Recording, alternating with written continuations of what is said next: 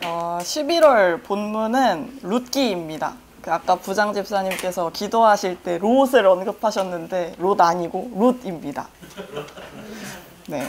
그래서 첫 번째 먼저 살펴보겠습니다. 먼저 책은 어떤 시대를 배경으로 하고 있냐면 사사시대를 배경으로 하고 있습니다.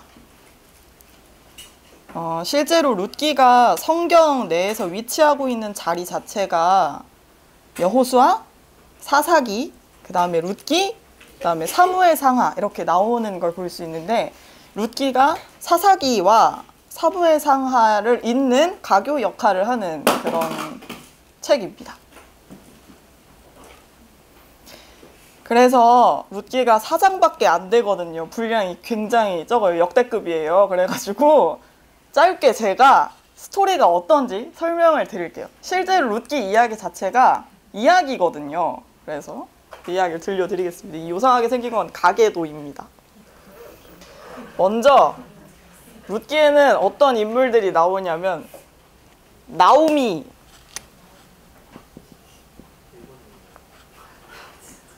약간 그런 느낌이긴 한데 예, 나오미가 있고요. 그 남편이 엘리멜렉이라는 사람입니다. 그리고 이 사람은 둘 다인가? 이 사람인가는 모르겠는데 아마 둘 다일 거예요. 유다 지파예요. 참고로 지금 배경은 계속 사사시대입니다. 그리고 이 둘 사이에는 2명의 아들이 있었는데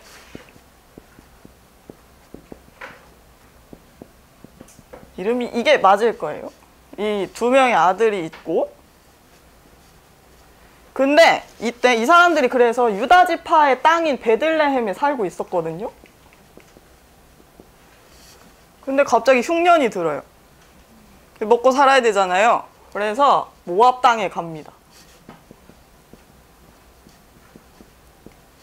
혹시 모압이라는 땅은 어떤 땅인가요, 간사님? 맞습니다. 이방인의 땅으로 먹고 살려고 가요.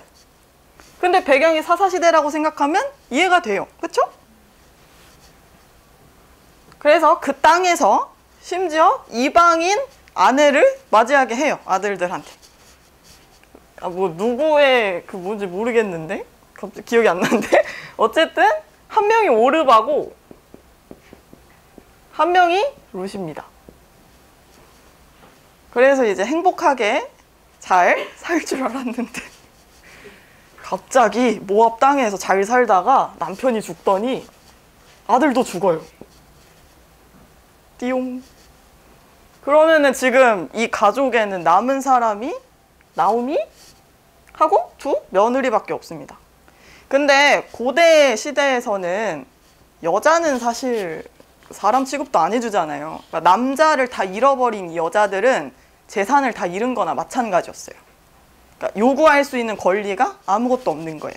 남자가 없으면. 근데 심지어 얘네들이 이렇게 결혼을 했잖아요. 근데 이들 사이에 아들이나 어떤 자식도 없었기 때문에 정말 그냥 생판 거지가 된 거나 다름이 없는 거예요. 이 여자들은 지금. 근데 마침 잘 된 건 베들레헴에 있었던 그 흉년이 다시 해결됐다는 소문이 있어서 이 3사람이 그래 다시 베들레헴으로 돌아가야겠다 해가지고 가는 길에 지금 이 2 여자는 유다 사람이 아니잖아요. 그래서 이 나오미가 얼마나 통탄스럽겠어요. 지금 내 남편도 잃고 2 아들도 잃고 내가 지금 있는 건 이 이방인 며느리들 뿐인데 난 다시 여기 돌아가야겠고 근데 얘네는 이방인들이니까 여기 다 지금 어쨌거나 하나님 섬기고 있는 거잖아요. 그래서 이 2 며느리한테 나오미가 이렇게 얘기를 해요.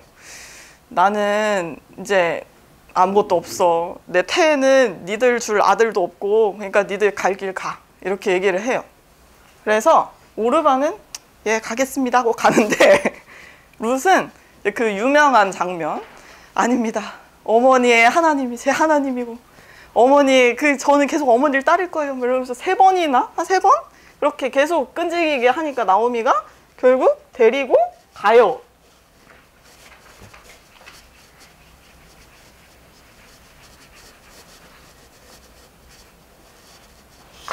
그래서 현재 상황 이렇게 둘밖에 없습니다.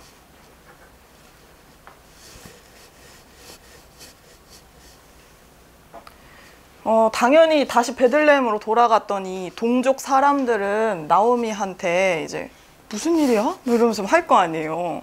그래갖고 나오미가 야 이제 니들 나 나오미라고 부르지 마 이러면서 나오미라는 이름이 기쁨 뭐 이런 뜻이거든요. 근데 이제부터 마라라고 불러면 하는데 그 마라라는 뜻은 슬픔, 고통 뭐 이런 뜻이에요. 그러니까 한마디로 이름이 본인들의 정체성으로 생각되었던 그 지방의 특성에 이렇게 비교해 봤을 때 나오미의 심정이 얼마나 지금 괴로웠을지 알 수 있는 거죠. 그러면서 심지어 며느리도 이방인이니까 사람들이 약간 좀 이렇게 막 흉흉하게 얘기했을 거 아니에요. 근데 이 룻이 굉장히 똑부러지고 아주 성실한 며느리여가지고 어머니 굶으시면 안 되잖아요. 제가 가서 이삭을 주워오겠습니다. 막 이러면서 나가는데 하필이면 그 나가서 만난 사람이 보아스네 종이에요. 이제 여기서 새로운 3의 인물 보아스가 등장합니다. 근데 어떻게 하다가 그 종을 통해서 보아스를 직접 만나게까지 되는데 보아스가 얘를 보니까 너무 괜찮은 애인 거예요. 너 진짜 성실하다. 너 이방 여인임에도 불구하고 어떻게 그렇게 지극정성으로 어머니를 섬길 수 있니? 하면서 너무 감동을 받아서 야, 너 딴 데 가지 말고 앞으로 계속 내 밭 와가지고 이삭 주워. 이렇게 해요. 은혜를 베푸는 거죠.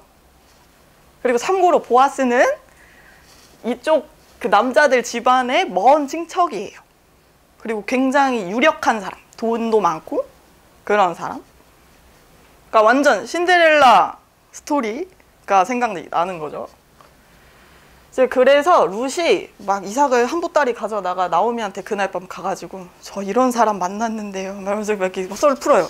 그러니까 나오미가 야, 너 잡아라. 너 잘해라 앞으로. 해가지고 또 이 룻은 정말 진짜 어머니한테 완전 충성적인 게 예 하면서 또 잘해요. 그래갖고 어느 날은 이제 충격적인 사건. 보아스네 집에 룻이 몰래 가서 밤에 막 이제 나오미랑 둘이 어떤 작당을 이제 모의를 하냐면 야, 너 밤에 예쁘게 다 씻고 예쁜 옷 입고 가가지고 밤에 보아스가 자고 있는 그 침상 밑에 네가 이렇게 누워. 얘기를 해요. 근데 이거 잘못하면은 죽을 수도 있는 거잖아요. 이 못된 여자가 무슨 막 이러면서 내가 그만큼 은혜를 베풀었는데 막 이럴 수도 있고. 근데 그 모든 걸 감내하고 룻이 시키는 대로 해요. 근데 했더니 처음에 당연히 보아스가 깜놀하는데 의외로 되게 호의적으로 그러니까 그러면서 룻이 뭐라고 하냐면 저의 기업 물을 자가 되어주세요 라고 하는데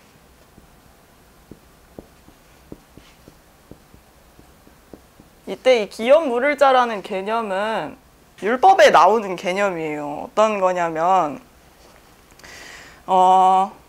이렇게 예를 들면 남편이 있었는데 남편이랑 자식이 없이 죽었을 때 이 남편의 먼 친척이 대신 남은 과부랑 결혼을 해서 아이를 낳으면 이 죽은 사람의 대를 잇게 되는 거예요. 그 애가. 그러니까 한마디로 이 기업 물을 자한테는 아무런 소득이 없는데 죽은 이 형제를 위해서 자기가 희생을 하는 거예요. 그러니까 지금 룻은 보아스한테 제 죽은 남편, 죽은 이런 역할 대신 해주세요 라고 부탁을 하는 거죠. 근데 보아스가 굉장히 긍정적으로 생각을 하는데 근데 룻아 다 좋은데 나 말고 더 가까운 친척이 한 명이 더 있거든? 하면서 그 사람한테 내가 내일 아침에 가서 얘기를 해볼게. 근데 그 사람이 만약에 기업 물을 자가 되어준다고 하면 난 안 되고 만약 걔가 싫다고 하면은 내가 기꺼이 해줄게. 이렇게 얘기를 해서 결론은 그 사람이 싫어해요. 그 더 가까운 친족이. 그래가지고 보아스랑 룻이랑 결국엔 결혼을 해서 아들을 낳는데 이 아들이 오벳입니다. 혹시 이 이름 들어보셨나요? 누구의 아빠죠? 이새는 누구의 아빠죠? 맞습니다.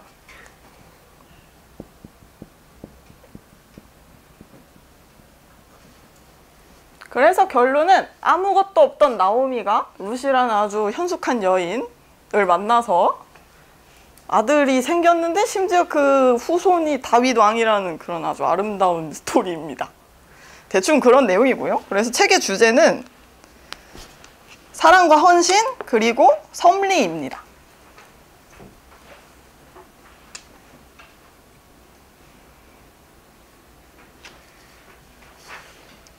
그리고 이게 사실은 이 이야기 하면서 하나님의 이름은 나오지 않아요. 근데 어떻게 성경이야 이렇게 생각하실 수 있잖아요. 그래서 설명을 해드리겠습니다. 사실 이 이야기를 통해서 어떤 걸 알 수 있냐면 그 밑에 제가 써놨듯이 하나님이 자기 백성을 구속하시고 또 보호하신다 이걸 알 수 있어요. 그걸 드러내주는 이야기인 거죠.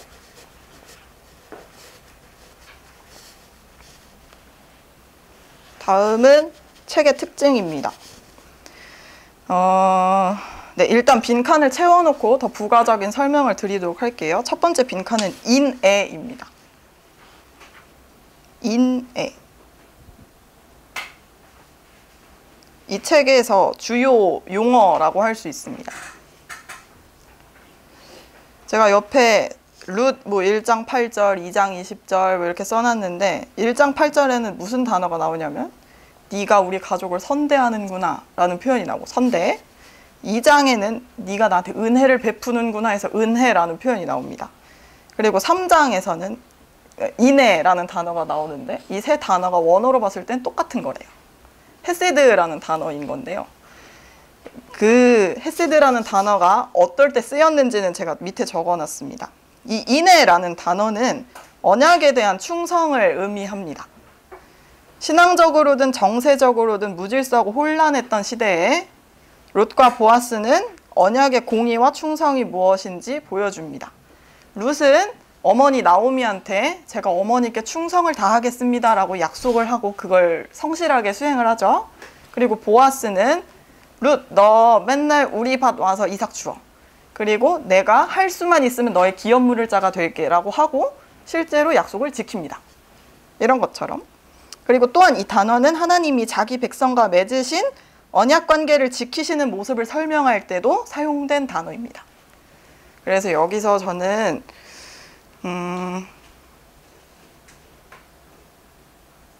어떤 걸 같이 곁들여서 설명드리고 싶냐면 바로 성경에서 이렇게 사실은 구약 성경에서 줄줄 흐르고 있는 언약사인데요.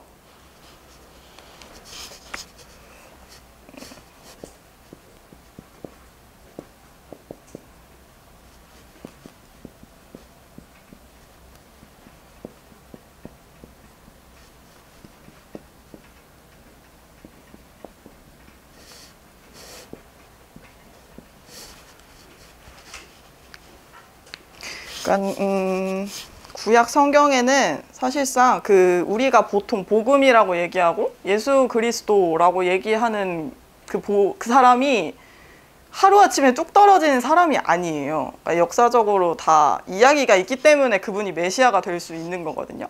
대체 그럼 무슨 이야기가 있었냐는 거죠. 이제 그걸 하나님의 언약이 있었기 때문에 그분이 메시아가 된다. 뭐 이런 식으로 설명할 수 있는데 처음으로 나타났던 사람이라고 하면은 아담이 될 수도 있겠지만 사실 더 직접적으로 얘기를 하면은 아브라함이에요. 아브라함 언약이 뭔지 혹시 아시나요?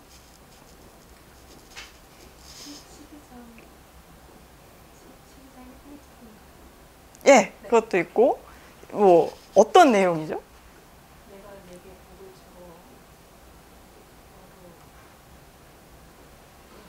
복을 받게 하고 하늘에 별과 같이 네 자손이 많을 거 막 그런 얘기 하잖아요. 이제 그런 식의 너의 백성, 네 자손, 땅 아니고 말고 땅시 복인가요? 이렇게 3개 약속하세요. 그리고 이게 여기 가서 구체화됩니다. 모세의 언약은 어떤 내용을 다루고 있나요?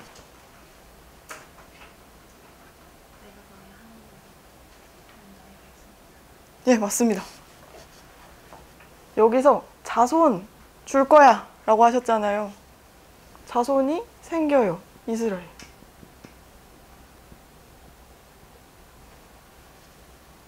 아직 땅은 구체적으로는 없지만 약속은 하셨잖아요. 그쵸? 아직 실체는 없지만 땅은 있어요. 복은 뭘까? 복은 언제 주시나? 어쨌든 네, 근데 이런 거죠.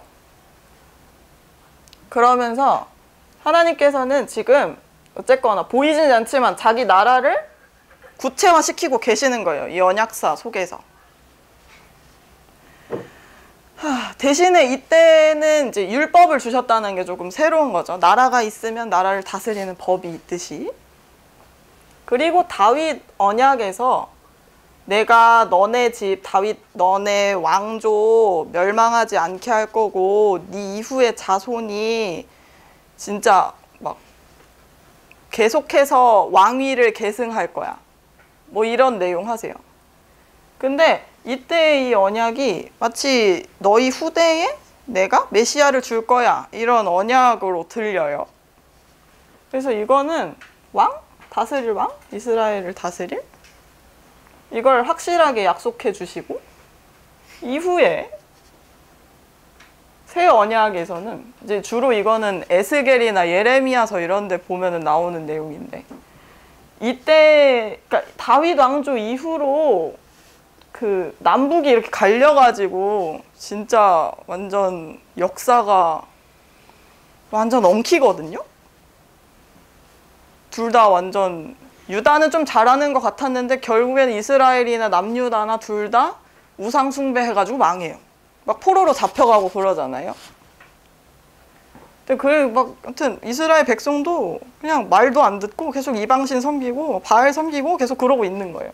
그 와중에 이제 선지자를 통해서 하나님께서 뭐라고 하시냐면 너네 진짜 내가 다 쓸어버릴 건데 근데 내가 하나 약속할 수 있는 건 내가 나중에 너네 지금 내가 법을 너네 밖에 줬지만 너랑 법이랑 따로 있어서 네가 지키기가 힘든 건데 나중에는 니들 마음 안에 내가 이 법을 둘 거야. 너네는 내 백성이 되고 난 니들 하나님이 될 거라고 이렇게 막 얘기를 하세요.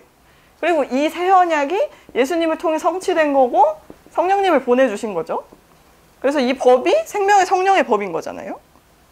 좀 이런 내용이 있는 거예요. 근데 이 언약사들이 이렇게 흘러가는데 이거 다 같은 시대 사람 아니잖아요. 완전 고대부터 그나마 신약에 가까운 이 사람들까지 이렇게 쭉 흐른 거잖아요. 근데 이 가운데서 이스라엘 백성이 잘한 게 있었나요? 없었잖아요. 그런데도 하나님께서는 이렇게 꾸준하게 약속을 맺으시면서 그 백성에게 자신의 은혜를 보여주세요. 계속해서. 그리고 그 완전한 하나님의 사랑의 증거가 예수님이라고 우리가 표현하고 믿고 있는 거잖아요. 그리고 오늘 룻기는 아마 이 모세와 다윗 언약의 사이에 있는 사사시대의 이야기를 담고 있는 거고 이번 특징에서 봤을 때 하나님의 섭리거든요. 책에서는 하나님의 이름도 나오지 않고 정말 평범하고 불쌍한 주인공들만 있을 뿐이에요. 그런데 하나님의 손길은 이런 평범한 사람들을 통해서도 드러나고 이런 평범한 사람들의 삶을 통해서 하나님은 역사하셨고 또 그들의 믿음을 통해서 이스라엘의 왕인 다윗을 준비하셨다는 거예요. 룻기가 주는 이 4장밖에 안 되는 짧은 내용의 이야기가 우리한테 주는 교훈은 이런 거라는 거죠.